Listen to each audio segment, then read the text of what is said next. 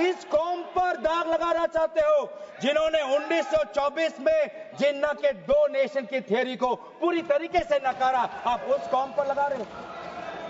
Sir यही है इनका डिवाइड एंड रूल। यही है इनका डिवाइड एंड रूल। बहुत लोग पूछते हैं सर हमारा राष्ट्रवाद क्या है? सर हमारा राष्ट्रवाद, nationalism for us is being united in our shared love for our Bharat Mata and the mutual respect for her culture, language, dress, food and religion. It is the love for our national flag, the Tiringa, जिसकी सम्मान आपने नहीं की थी.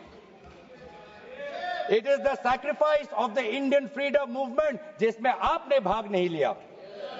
It is our thirst for knowledge, to seek excellence with limited resources, to be creative, to have the courage, to acknowledge the injustice of the past and have the wisdom to build new bridges. ये है हमारा राष्ट्रवाद, और ये राष्ट्रवाद आज हमारे संविधान में उल्लेखित है. तो सर बार बार ये सरकार कहती है ये माइनॉरिटीज के पक्ष में है, लेकिन जब अमेरिका से माइनॉरिटी कमीशन का रिपोर्ट आता है कि माइनॉरिटीज के साथ नाइंसाफी होती है तो इनको दुख होता है. जब यूएस का रिलीजियस कमीशन का रिपोर्ट आता है तब इनको दुख होता है. सर बार बार ये जो ऑप्टिक्स की बात कर रहे हैं, ये क्लॉज 42 सेक्शन 108A इन्होंने डिलीट कर दिया है. ये कहते हैं कि कैसे ओवरराइडिंग प्रिंसिपल कैसे आ सकता है. मंत्री महोदय को ओवरराइडिंग प्रिंसिपल से आपत्ति है. पहले सबके लिए सेक्शन 108 क्या है पढ़ लेते हैं. आपके लिए भी है, हम तो जेपीसी में थे.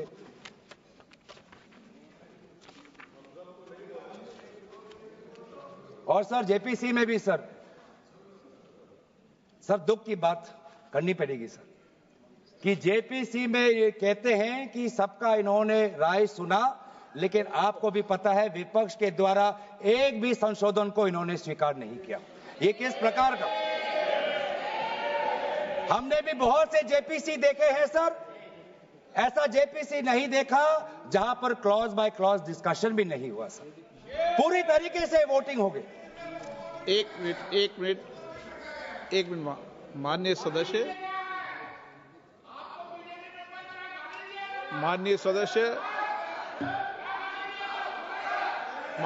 इतना ध्यान रखें कि जेपीसी भी संसद का भाग होती है, इसलिए उसका भी ध्यान रखें.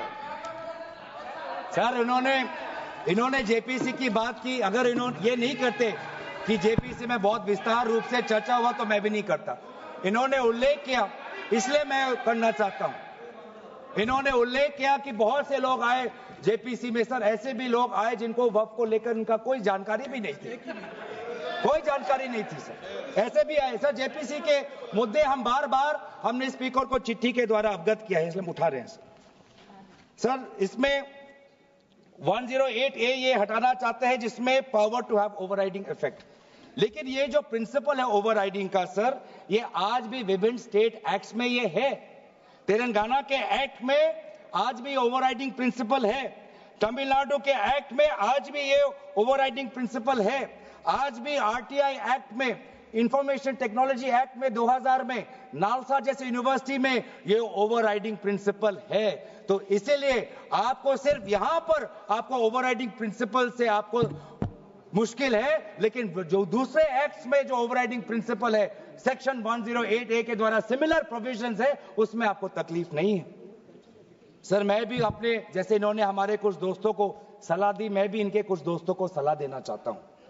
सर क्लॉज 40A सेक्शन 107 जो लिमिटेशन एक्ट जो हटाया गया है सर, आंध्र प्रदेश के एक्ट में ये लिमिटेशन एक्ट ऐसा ही एक लॉ है जैसे पेरेंट एक्ट में है.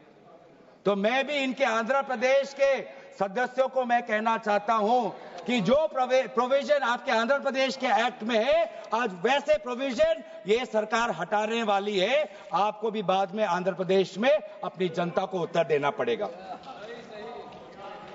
तेलंगाना और तमिलनाडु में हमने बात रखी है सर, तो मैं बार बार मैं कहना चाहूंगा सर, हमें संशोधन से कोई हमें परे नहीं है.